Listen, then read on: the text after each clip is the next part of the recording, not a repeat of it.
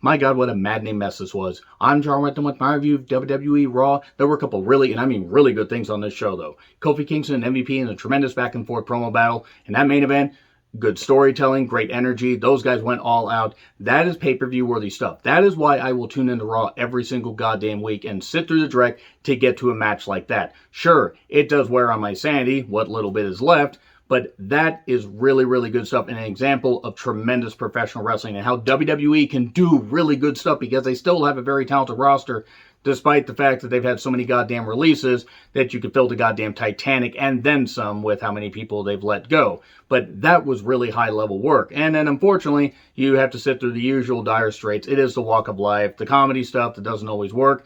Often, for me, it doesn't work at all. Other shit, and a strap match that I didn't particularly care for. Let me know your thoughts in the comments. So we have the briefcases, hanging right there, and yeah, they're going back out on the road soon. WWE has managed to reduce the amount of times they've said they're going back out on the road to about 675,000, so we're only sustaining a few head injuries per second as they beat it into our skull. They're going back out on the road. They're going to be in Fort Worth, Texas for Money in the Bank. I really hope that show does well. I hope the crowd's hot, and I hope it's a pretty damn good pay-per-view. Because if it's not, I'm a little bit worried that they may have to just scrap the Money in the Bank concept altogether, or maybe put it back at WrestleMania, or put it at SummerSlam, something. I don't know if it needs to be a standalone pay-per-view. Anyway, Pierce and Sonya are addressing the fact that there's a bunch of guys in the ring. What the hell's going on? Orton was supposed to be part of a triple threat, last chance Money in the Bank qualifier for the Raw team, or the Raw side, against Drew and Styles, but Orton is either late, his flight was delayed, or family emergency. I'm not necessarily certain. Hopefully it's not like another family emergency that another wrestler had in June about 14 years ago. If you get it, you get it. I don't think it was that. Maybe he's sick. If it's the latter, I hope that he's going to be all right. But this seems to be more storyline than anything else. Riddle tries to pass off a letter that he actually wrote himself in crayon and marker because that's the level of education that you would expect Riddle to have. And they said, well, he even put a viper down there. He put a little sneck, a snectager. Oh boy, that pun didn't work at all. He wants to compete on Orton's behalf. So basically, it's like when Booker was competing for the U.S. Championship against Chris Benoit, and Orton slotted himself in there, inserting himself hastily to win the U.S. Championship for Booker, and then Booker would lose it to Benoit. And then Benoit would lose it to MVP. And then Benoit would lose another triple threat match a little bit later. Anyway, enough of that. Basically, they agree because they're like, well, we really have nothing better going on. And Riddle's already in the Money in the Bank ladder match, but they're like, yeah, what the hell? I mean, I guess it'll be some nice overarching storytelling. They mistimed the birds, so it is what it is. I don't know why they do the goddamn birds. This Contenders Battle Royal, I like Battle Royals, but I've seen so many on AEW and WWE programming. It's oversaturated. It's so goddamn ridiculous. So Damian Priest, he's back suddenly. People say that he was hurt, and hopefully he's all right. I mean, the last match I remember seeing him in was a zombie lumberjack match at WrestleMania Backlash, so at least his pride must have been hurt. I know my pride would have been hurt. I mean, my pride as a fan was hurt watching that goddamn dreck. All due respect to Damian Priest. And we have Drew Gulak, the Viking Raiders, Garza, Shelton, Mansoor, Ali, Cedric, Riddle, Truth, Jinder, Tozawa, Humberto, and Jeff Hardy. Did I miss anybody? Don't really care, honestly. Jeff Hardy can't go anymore. They did have some nice storytelling with Ali saving Mansoor and then tossing him out a little bit later. And then, because they just can't have a match that's semi-serious, they gotta involve the 24/7 championship that we don't need to fucking see anymore. We didn't need to fucking see it at first, but I understood the novelty. Now, it's just fucking ridiculous. Gulak, Truth, and Tozawa are all eliminated. Gulak pins Tozawa, Truth pins Gulak, and then Tozawa pins Gulak. Or Tozawa pins Truth. Basically, the bottom line is I believe Tozawa ends up leaving with the championship, though at this point, I just stopped fucking caring.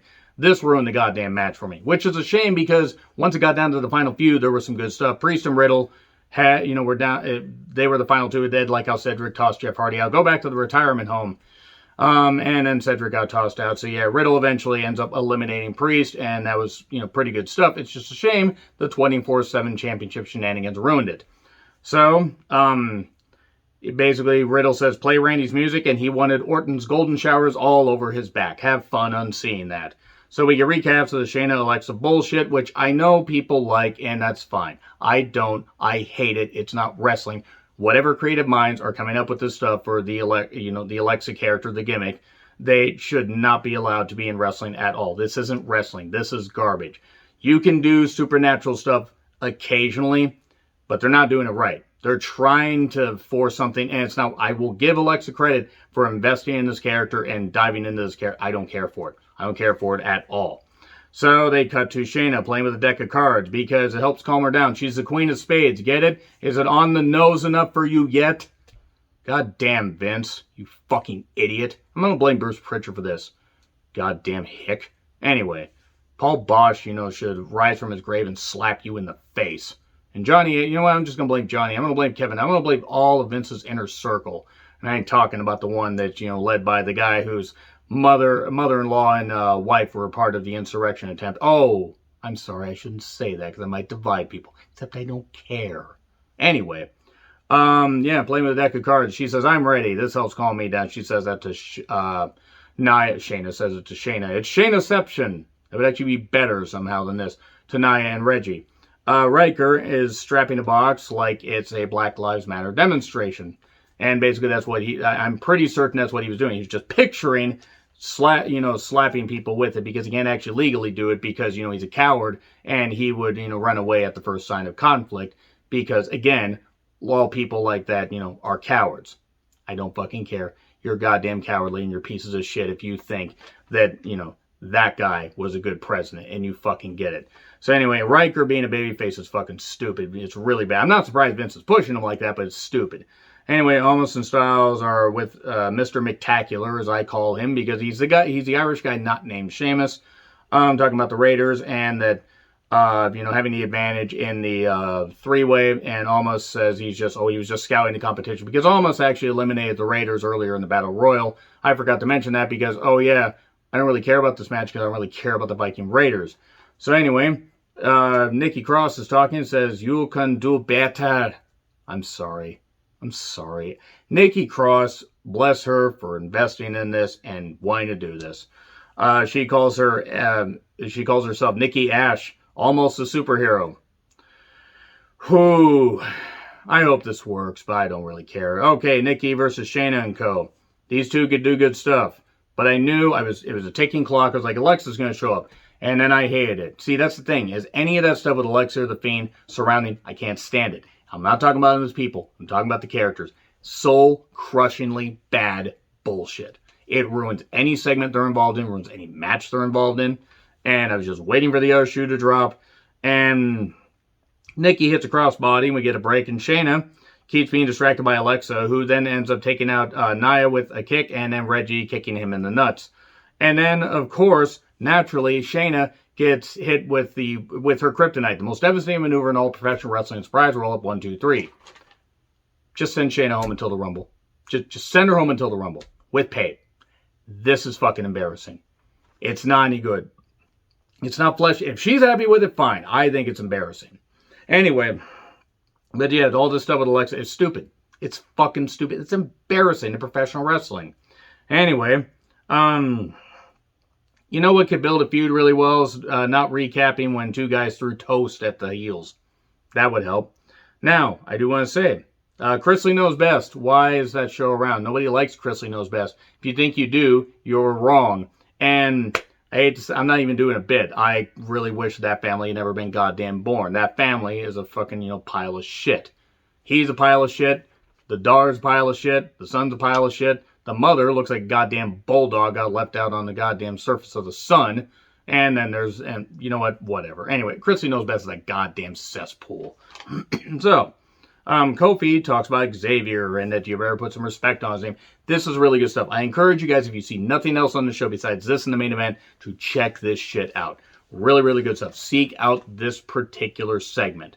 Kofi is all fired up and everything. He couldn't do anything about Xavier being brutalized, and Lashley was beating him up and everything. And then here's MVP with a couple of the beauties and the rest.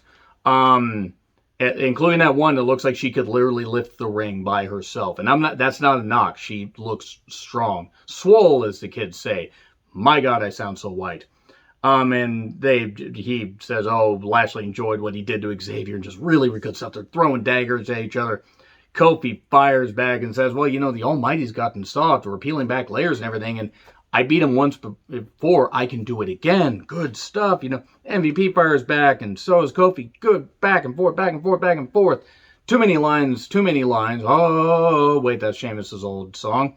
And, you know, he says, well, you're milking this injury. Actually, I think MVP legit has a knee injury that may end up ending his career. And, I mean, let's be honest, I don't think he would have had that much left anyway. And he's a great manager. But MVP like tries to take a swing at him with the cane and gets hit with Trouble in Paradise, and Kofi's all shouting. This is how you feature Kofi. The New Day stuff gets kind of old. I'm not saying you can't have some comedy in there, but this is good. And then we're doing Eva and Piper. It's Piper, by the way. Piper. Though I do want to say, Corey did say it's a dewdrop over. Once again, the ink and infidelity have rotted Corey's brain. So Naomi and Asuka versus Piper and Eva. Just send the women's roster home with pay if you're going to feature Eva. This is garbage. Oh, but Eva's trolling everybody. She's being a good heel. She's getting you angry and everything. Like, no, it's not like I want to see her get beat up. I want to see her go away. Why doesn't she just go, you know, talk about kneeling at the anthem? Why doesn't she, you know, talk to that stupid trash husband that gives, you know, people like Jonathan a bad name because he's a goddamn idiot, just like she is. She puts the red in all red everything, if you know what I mean. And there's having different views, and then there's being a piece of shit like she is. And also, she isn't any good. Like, seriously, they're not even featuring her well. Like, oh, I want to see her get beat up. Oh, this is a great... If you guys think it's a great storyline, fine. Piper's going to, you know, get frustrated and everything, because Piper does eventually pin Asuka, because why does Asuka mean anything? And just drop it. Just drop the whole goddamn thing. Eva's like, oh, I'm the victor. Guys, this isn't any good. I'm not... Oh, the crowd's going to pop if Piper beats up Eva. I mean, hell, you could drop a safe on Eva. You could have Eva just suddenly, like, you know, like, just, you know, lay down the goddamn ring, and they'll be like, hey, she's not moving. Okay. What is she doing? Taking a nap? Hooray, Eva's taking a nap. You suck at taking naps, Eva. She's not any good. She is not beneficial to this company. She's not beneficial to wrestling in general. She doesn't need to be there. They need to focus on athletes, not Eva Marie. Anyway, and not Carmella, that's for sure. But she's on the other show. So Sarah interviews Morrison while Miz, you know, Miz is just saying there because he's recovering from the ACL tear. And Morrison's talking about getting moist, and real men stay moist. Have fun unseeing that. And Miz even has a bag with Morrison's dripstick there because apparently he can be castrated, but then the dripstick still pumps fluid. And Ricochet then suddenly shows up as an interviewer, and Ricochet is apparently a squirter because he squirts Miz in the face. Squirtochet. That's his new name now. When he apologizes for being friends with Chase and Rance, then maybe I'll apologize for that. No, I'm not gonna. I'm not gonna. Him and Moose can get in the fucking bin for all I care. So the new Space Jam looks horrible. And Corey was hoping that Morrison's, you know, dripstick had a different type of fluid. If you heard what him and Carmella said, you get it. So Miz's commentary made me long for the days of heel Michael Cole. Do you know how hard you have to try to suck to make me wish that heel Michael Cole was around? There's being energetic, and there's just being annoying and taking away from the match, and that's what Miz is doing. So Ricochet and Morrison, well, it's Squirtochet, and they did great stuff, and there was even a crossbody under the barricade. There was really good athletic stuff. The crossbody, you know, onto the barricade and onto the obvious crash pad where it got taken away. That was good stuff. These guys worked well. This was a fresh match. And it got wrecked by all the comedy stuff. Because you can't keep putting comedy in every single thing. It gets annoying. But was it good? It was good for what it was. And that, you know, that proved, you know, Ricochet's leaping ability. Jumping from conclusion to conclusion and squirting his way to victory. But it was a double count out, by the way. And then Charlotte, Tamina and Natty. Poor Natty, because I tune out whenever Charlotte's involved. She's good. She's uninteresting. Anyway, Charlotte, Tamina and Natty against Rhea, Mandy, and Dana. Jump start and a break, and then it settles down. It was a mess. Corey says, talks about elite talent. No. None of the talent in WWE is that fucking annoying. So, anyway, everybody get in here, and then Charlotte pins Mandy. Life goes on dull as before. Rhea then chop blocks Charlotte. Rhea is not the heel here. Then Ryker is whipping himself, and then suddenly Truth shows up, and Ryker suddenly wants to channel his ancestors. I will stop picking on Cracker Commander Ryker, the Jackson Rectionist, when he is no longer here. I don't mean in this company. Anyway. Yeah, he's whipping himself. He's preparing himself for battle. This isn't good. Nobody likes Jackson Ryker. Anyway, he says, I did like how Drew said, I mean, are you unhappy with yourself? That was pretty funny. Ryker versus Elias strap match. Who is this for? Vince. It was for Vince. That's it. And Ryker wins. And I will say this. I hope that every single one of those strap marks or strap, shots hurt Ryker as badly as, equal rights would, hurt him. Like, seeing that. I don't want equal rights or whatever. No, you're a stupid white man that deserves to have your ass beat because you're entitled. And I say this as a white man that has acted entitled in the past when I was a teenager, but not when I'm an adult. So anyway, Riddle, basically is trying to do the lock and key thing with Priest. He wants Priest to put something in his hand. Again, Riddle will take bro, but not no for an answer. Drew then tells more fairy tales. This is not good. Drew has enthusiasm, but this is not good. And also Xavier versus Lashley is happening next week. And then Drew versus Styles versus Riddle, last chance qualifier. Hey, remember when Drew was in the last chance Hell in a Cell match? And then he lost? And now he's in this? Okay. Was the match good? Oh, yeah. This was really good. Check this shit out. I don't have a whole lot to really praise beyond the pace was really good. Almost, obviously T's facing Drew at some point. And this was all over the place. There was an announcer's table spot where Drew went through that. That was really, really good stuff. AJ and Riddle went at it with some really good strikes and everything. At one point, Riddle did a spot where he, seemed to hurt his foot going into the steps. They did a little bit too late. I mean, if they had done it just before the break, and then Riddle had come back 10 minutes later, might have been more effective, because that whole thing of taking people off and then taking them back, or having them come back a few minutes later, is overdone. Though I do need to know who that blonde paramedic girl was for research purposes. And then Styles and Drew go at it, and then Riddle comes back. He does look like he's going to get the victory, but nope, Claymore 1, 2, 3. Drew's in there. Now I want to say, yes, I love Drew, don't get me wrong, and I want to see Drew in, featured in prominent spots. Drew is going to get taken out by Jinder, and then Orton's going to get slotted into that, spot, and then it's going to be Drew versus Jinder at Money in the Bank, and that's going to be a way to get Drew out of the thing gracefully. Because you're going to say, I want Jinder, I don't care about it, whatever. They're going to find some way to get Drew out of this, because having Drew in the Money in the Bank match, unless they want to just suddenly get, have Jinder attack him and take him out, I'm not sure what else you really can do. So, overall, good main event, good promo battle, or really good main event, really good promo battle. Rest of it, it's kind of a wash. Let me know your thoughts in the comments. Like, share, subscribe, Twitter handle in the description. I'm John Ritlin. I'll see you soon.